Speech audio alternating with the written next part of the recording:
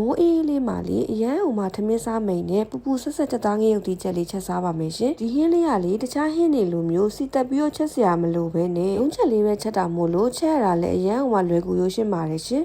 အရင်ဆုံးအယောင်လေးလှစေဖို့အယောင်တင်မှုတ်လေးရယ်စနွှင်းမှုတ်လေးရယ်စိမ့်စားငပိအနှဲငယ်လေးရယ်ကြိတ်ထားတဲ့ကြက်သွန်ဖြူနေငရုတ်တီးစိမ့်လေးရယ်စီလေးအနှဲငယ်နဲ့အချိုမှုတ်အနှဲငယ်တို့ထည့်ပြီးတော့တခြားလေးရောသမမွေအောင်နေပေးပါမယ်ရှင်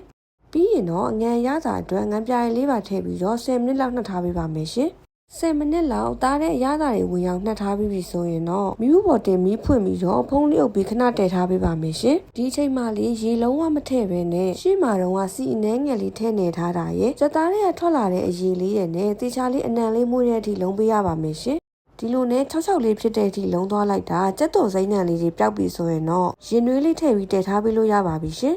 ဒီညမှာလေးမြမချက်ကိုသုံးထားတာမို့လို့တရေခမ်းပြီးအသားတွေနူးတဲ့အထိတည်ထားပေးပါတယ်ရှင်။သားလေးလည်းနူးပြီးဟင်းရတာလေးလည်းအပေါ့ငန်အနေတော့ဖြစ်ပြီဆိုရင်တော့အနံလေးမွေးအောင်ပင်စိမ်းလေးအုပ်ပြီးတော့မြူးပေါ်ချလို့ရပါပြီရှင်။ဒီညမှာလေးပင်စိမ်းကိုမထည့်လဲနည်းနည်းမလေးထည့်သုံးပေးလို့ရပါတယ်ရှင်။ဒီဟင်းလေးကလေအဆက်ကြိုက်တဲ့သူတွေဂရင်းပြတ်နေတဲ့သူတွေအရန်ဟိုမှာကြိုက်ကြမှာမို့လို့လိုက်ချက်စားကြည့်ကြပါအောင်ရှင်။နောက်မှပြန်တွေ့ကြမယ်။ Bye